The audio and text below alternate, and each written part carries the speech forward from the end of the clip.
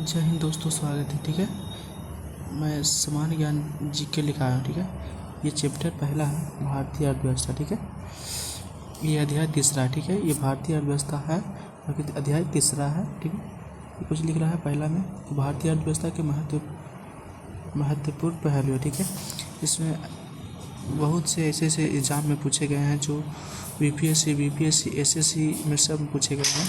तो मैं इसको वीडियो को पूरा देखना और अच्छे से देखना और पूरी तरह से देखना। ठीक है, चलो वीडियो को स्टार्ट करते हैं।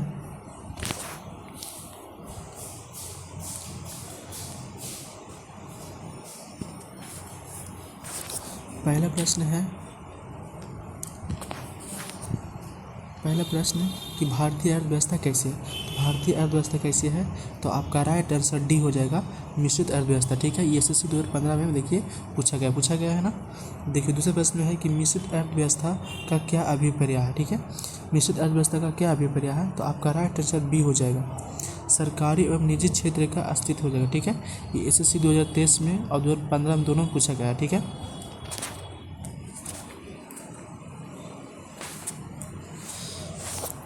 तीसरा प्रश्न कि मिश्रित आर्थिक विकास की दृष्टि से भारत को गिनती होती है, मतलब कैसी होती है, तो आपका आंसर सी हो जाएगा, विकासशील राष्ट्र के रूप में मतलब गिनती होती है।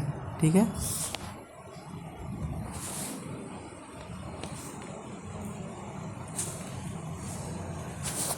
चौथा प्रश्न है कि भारतीय अर्थव्यवस्था का कौन सा क्षेत्र सकल राष्ट्रीय उत्पादन में सबसे अधिक योगदान करता है, कौन करता है, तो आपका राइट आंसर सी हो जाएगा, द्वितीय क्षेत्र मतलब ज़्यादा उत्पादन करता है। ठीक है, पांचवा प्रश्न कि बंद अर्थव्यवस्था वह अर्थव्यवस्था है जिसे हम लोग क्या कहते हैं, आपका डी हो जाएगा, ये ना तो निर्यात होता है और ना ही आयात होता है। ये एसएससी 2000 यूपीएससी 2011 देखिए पूछा गया है ना।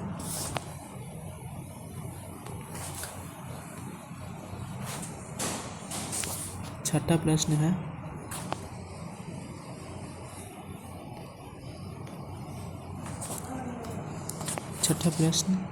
कि ऐसी अर्थव्यवस्था को क्या कहते हैं जिसका क्षेत्र विश्व में कोई संबंध नहीं होता है, विश्व में कोई संबंध नहीं होता है, उसको क्या कहते हैं, तो आपका राइट आंसर भी हो जाएगा, संबद्ध बंद एवं अर्थव्यवस्था, संबद्ध बंद एवं अर्थव्यवस्था कहलाता है। ठीक है, सातवां प्रश्न है कि यह सत्य होगा कि भारत को परिभाषित किया जाएगा, तो आपका राइट आंसर हो जाएगा, बी हो जाएगा, एक सर्व अधिवाक्य वाली अर्थव्यवस्था के रूप में किया जाएगा। ठीक है, ये हो जाएगा, बी हो जाएगा। ठीक है,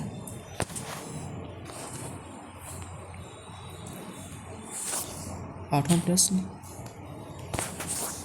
किसी देश का आर्थिक विकास निर्भर किस पर रहता है, तो आप ए में है प्राकृतिक संसाधन और बी में है पूंजी निर्माण और सी में है बाजार का आकार और डी में है इनमें से सभी, तो आपका राइट आंसर हो जाएगा, डी हो जाएगा, इनमें से सभी हो जाएगा। ठीक है, ये डी दो सभी हो जाएगा। ठीक है, नौवां प्रश्न है कि वैश्वीकरण का अर्थ क्या है, वैश्वीकरण का अर्थ क्या है, वैश्वीकरण का अर्थ होता है, आपका सी हो जाएगा, घरेलू अर्थव्यवस्था का वैश्वीकरण अर्थव्यवस्था के साथ एकीकरण होता है। ठीक है,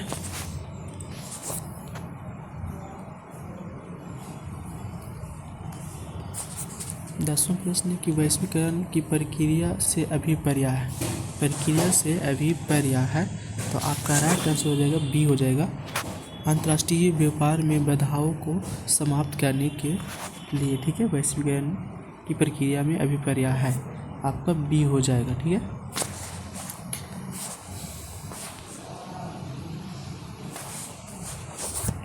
ग्यारहवां प्रश्न कि भारतीय अर्थव्यवस्था के वैश्वीकरण का अर्थ क्या है। ठीक है, वैश्वीकरण का अर्थ क्या, तो आपका राइट आंसर सी हो जाएगा, दूसरे देश के साथ आर्थिक संबंध पर लगे प्रतिबंधों को यथासंभव कम से कम करना होता है।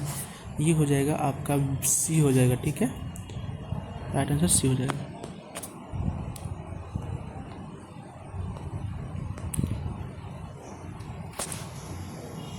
अगला प्रश्न 12वां में है कि भारत की कुल श्रम शक्ति का लगभग कितना भाग कृषि में लगा हुआ है, कितना भाग कृषि में लगा हुआ है। तो आपका राइट आंसर हो जाएगा सी 54%। कितना प्रतिशत? 54%। ठीक है।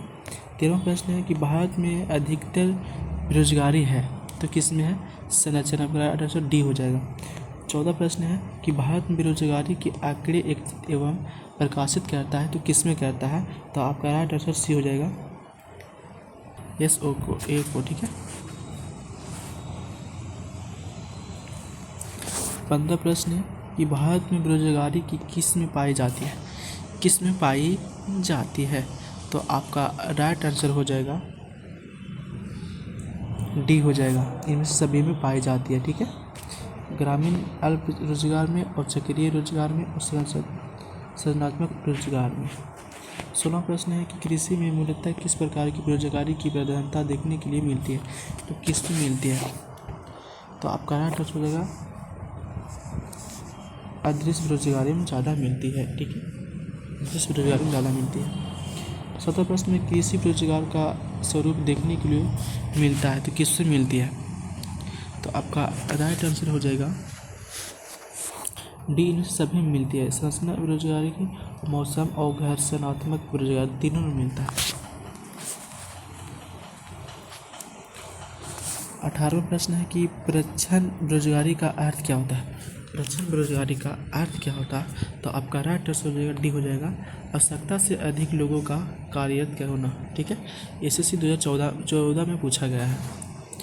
इसमें है कि भारत में ग्रामीण क्षेत्रों में कौन सी बेरोजगारी सर्वाधिक पाई जाती है? सर्वाधिक पाई जाती है। तो आपका राइट आंसर हो जाएगा सी, इन दोनों में पाई जाती है, मौसमी में और अदृश्य दोनों में पाई जाती है। ठीक है।